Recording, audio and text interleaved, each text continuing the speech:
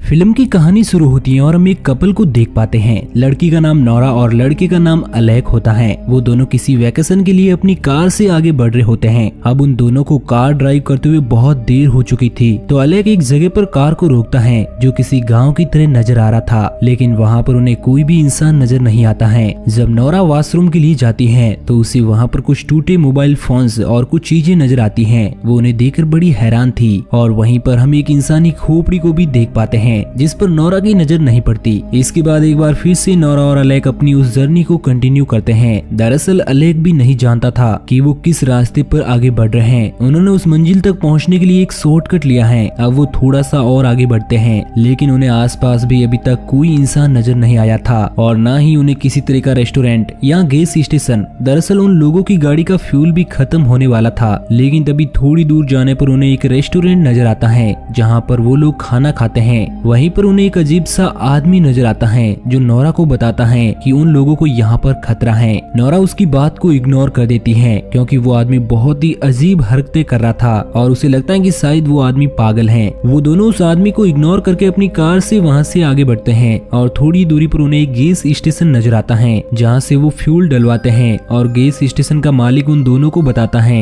कि कुछ ही दूरी पर कुछ प्राइवेट केबिन मौजूद है जहाँ पर रुककर वो थोड़ा आराम भी कर सकते हैं। अब वो लोग उस गैस स्टेशन से आगे बढ़ते हैं। अब उन दोनों को आगे बढ़ते हुए काफी देर हो जाती है और अब शाम भी होने वाली थी और वो दोनों बहुत ही बुरी तरह से थक चुके थे। तभी उन्हें रास्ते में वही केबिन्स नजर आते हैं जिसके बारे में फ्यूल स्टेशन के मालिक ने उन्हें बताया था। वो लोग डिसाइड करते हैं कि वो आज रात को यहीं पर रुकेंगे। वो दोनों कार से उतरकर उस केबिन के अंदर जाते हैं जहाँ पर उन्हें एक आदमी मिलता है जो उन दोनों को देखकर बहुत खुश होता है। वो आदमी देखने में बहुत ही ज्यादा अजीब था जिसे देखकर नौरा बहुत ही अनकंफर्टेबल फील करती है। वो अलैक को बताते हैं कि उन्हें यहाँ पर नहीं रुकना चाहिए, लेकिन अलैक उसकी किसी भी बात को नहीं मानता और वो उस आदमी को रूम दिखाने के लिए कहता है। वो आदमी उन दोनों को एक रूम दिखाता है और वहाँ से चला जाता है। अब रात होती है तो नौरा और अलैक दोनों आराम कर रहे होते हैं। वो चैन की नींद सो रहे होते हैं। तभी एक आदमी उनके बेड के नीचे से बाहर निकलता हुआ नजर आता है जिसने अजीब तरह का किसी जानवर का फेस पहना हुआ था और वह नौरा और अलैक को बड़ी गौर से देखता है और यहीं पर ये सीन कट हो जाता है। अगली सुबह होने पर जब नौरा की नींद खुलती है तो वो अपने आप को एक पिंजरे में पाती है और ये पिंजरा ओपन स्पेस में मौजूद था। नौरा कुछ भी समझ नहीं पाती है कि वहाँ पर जानवरों के फेस पहने हुए कुछ आदमी आते हैं और नौरा को नहलाने लगते हैं। नहलाने के बाद वो उसे एक रूम में ले जाते हैं जहाँ पर उसे बांध कर आर्टिफिशियल तरीके से प्रेग्नेंट कराने लगते हैं। वो किसी और इंसान का स्पर्म उसके प्राइवेट पार्ट में इंजेक्ट करने लगते हैं। नौरा को ये सब बहुत ही अजीब लग रहा था और उसे समझ नहीं आता है कि आखिर उसके साथ क्या हो रहा है और ये लोग कौन है जो उसे इतनी बड़ी बेरहमी से पीट रहे हैं। और अब नौरा को वहाँ से शिफ्ट किया जाता है और नौरा को एक दूसरे रूम की तरफ ले जाया जाता है। जब नौरा को वो लोग ले जा रहे थे तब नौरा रास्ते में नोटिस करती है कि उस फार्म में उन लोगों के जैसे ही कई और लोग काम किया करते हैं और थोड़ी दूरी पर उसे एक औरत भी बंधी हुई नजर आती है और एक आदमी भी नजर आता है जो कि इंसान को काट रहा होता है, जिससे नौरा बुरी तरह से डर जाती है। और इसके बाद नौरा को एक दूसरे रूम में ले जाकर बंद कर दिया जाता है। हम उसी रूम के पास में और कुछ लोगों को देखते हैं जिन्हें नौरा की ही तरह पिंजरे में कैद किया गया है। वहाँ पर बहुत सारे लोग मौजूद हैं जिन्हें जानवरों की तरह ट्रीट किया जा रहा है और वहीं पर अलैक को भी रखा गया था। कुछ लोग वहाँ पर आते हैं जिन्होंने मास्क पहना हुआ था। वो एक आदमी जो कि पिंजरे में बंद था उसे बड़ी ही बेरहमी से खत्म कर देते हैं जैसे कि किसी जानवर को किया जाता है। वो उस आदमी को लेकर वहाँ से एक दूसरे वेयर हाउस में पहुँच जाते हैं जहाँ पर और भी कुछ लोगों की डेड बॉडीज रखी हुई थी। दरअसल वो लोग इस वेयर हाउस में इंसानों को काटकर उनका मांस दूसरे लोगों को सप्लाई करते हैं। इसके बाद हम एक और मास्क वाले इंसान को देखते हैं जो उसी केबिन के मालिक के पास कुछ मांस के टुकड़ों को ले जाता है और वो केबिन मालिक से कहता है कि उन्हें जल्द से जल्द खाने की डिलीवरी करनी चाहिए क्योंकि यह खाना उनके लिए बहुत ही जरूरी है। यहाँ पर हम समझ पाते हैं कि वो लोग मांस को ही खाया करते हैं और जो लोग फार्म में काम करते हैं वही लोग उन इंसानों का मांस खाते हैं और इसमें उनका साथ केबिन मालिक भी देता है और वो लोग उस मांस की सप्लाई भी क्या करते हैं। इसके बाद हमें केबिन मालिक को दिखाया जाता है जिसके पास एक कॉल आता है और उसे बताया जाता है कि एक स्पेशल आदमी उन लोगों के फार्म में आने वाला है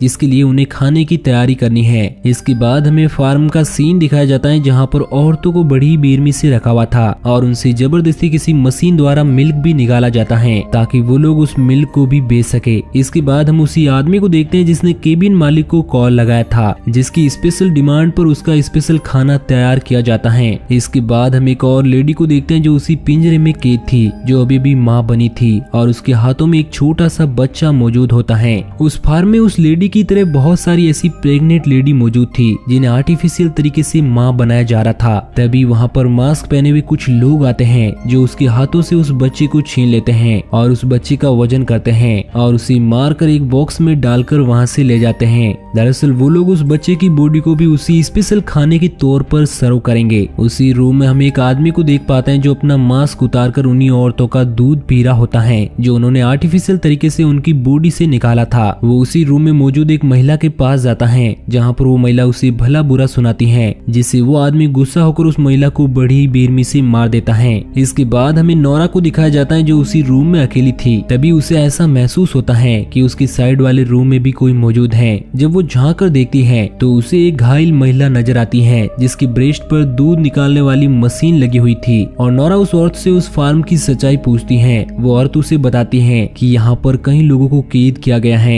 और महिलाओं को किसी गाय या भैंस की तरह ट्रीट किया जाता है और उन महिलाओं को प्रेग्नेंट करके उनसे दूध निकालकर बेचा जाता है और उनके जन्म दिए गए उन बच्चों को वो लोग मांस के रूप में बेच दिया करते हैं। वो औरत उसे बताती है कि वो यहाँ पर करीब 2 साल से है और इस बीच उसे भी 2 बार प्रेग्नेंट कर दिया गया है, लेकिन अब वो लोग जान चुके हैं कि वो औरत अब और प्रेग्नेंट होने के काबिल नहीं है। इस कारण अब वो लोग किसी भी वक्त उस औरत को खत्म कर सकते हैं। वो औरत नोरा को बताती है कि वो और उसकी बेटी एस्ले अपनी किसी ट्रिप के लिए यहाँ से निकल रहे थे, तभी उन लोगों को भी नोरा की ही तरह कैद कर लिया गया। ये सारी बातें सुनने के बाद नोरा उस औरत को बताती है कि वो यहाँ से किसी भी तरह उसे और उसकी बेटी एस्ले को बचाकर निकाल कर ले जाएगी। थोड़ी ही देर बाद उन मास्क वाले लोगों का लीडर सभी लोगों को बताता है कि अब उन्हें उन महिलाओं को खत्म करना है जो दूध देने के बिल्कुल भी लायक नहीं है और ना ही प्रेग्नेंट हो सकती है। इसके बाद कुछ मास्क पहने हुए आदमी उसी औरत के पास आते हैं और उसे वहीं पर लटका दिया जाता है और बड़ी बेरहमी से उसके बॉडी पार्ट्स को काट कर एक डब्बे में डाल दिया जाता है और उसे वहाँ से ले जाया जाता है। नोरा ये सब छुप कर देख रही होती है और वो बहुत ही ज्यादा डरी हुई थी। तभी वहाँ पर अलेक पहुँच जाता है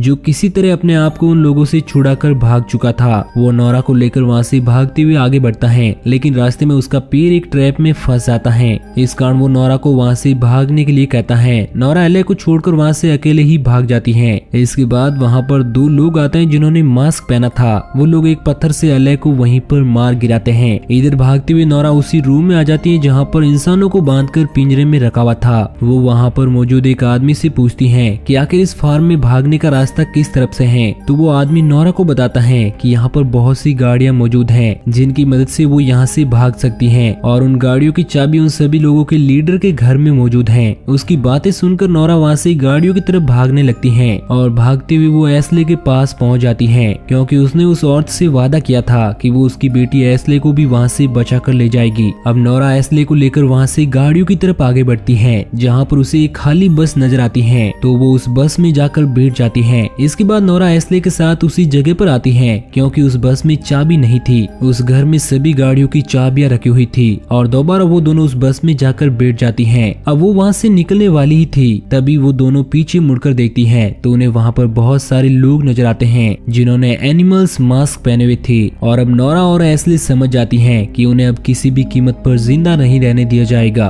और उन्हें बड़ी बेरहमी से खत्म कर दिया जाएगा क्योंकि वो दोनों अब चारों तरफ से उन एनिमल मास्क पहने हुए आदमी से घिर चुकी हैं और ये सीन यहीं पर कट हो जाता है। इसके बाद हमें नोरा और एस्ले को दिखाया जाता है जिन्हें डिनर टेबल पर किसी डिश के सामान रखा गया है और उन्हें उन्हीं मास्क वाले लोगों को सर्व किया जा रहा है क्योंकि उन लोगों ने बड़ी मेहनत से एस्ले और नोरा को वहाँ से भागने से रोका था और यही उन लोगों का इनाम है जो उनके सामने परोसा गया है। और इसी के साथ ये मूवी यहीं पर एंड हो जाती है।